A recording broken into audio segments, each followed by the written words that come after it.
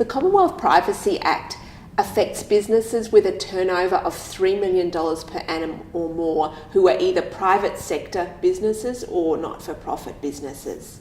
The Privacy Act essentially protects personal information.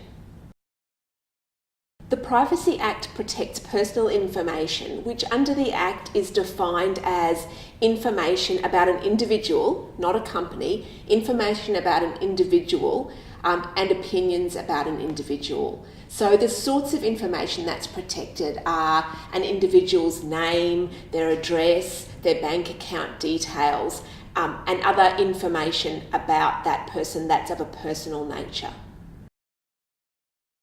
Sensitive information is a subset of personal information, and it's information that's particularly sensitive because it's about things like medical records, criminal records, or ethnic origin or sexual orientation. So it demands special protection under the legislation.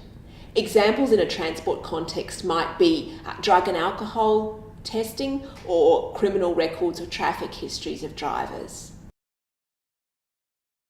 If a business is caught by the Privacy Act, it must have a privacy policy. So essentially, as I explained before, if a business has got a turnover of $3 million per annum or more, it needs to have a privacy policy.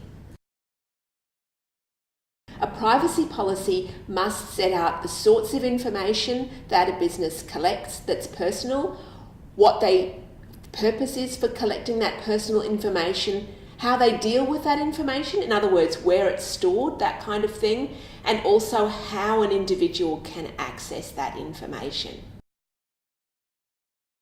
There are very serious consequences for breaching the Privacy Act. If a business repeatedly breaches the legislation, the fines can be in the order of millions of dollars for a corporation and over $400,000 for an individual. Transport businesses that are covered by the provisions of the Privacy Act need to make sure they're complying with the Act and that they have a compliant privacy policy.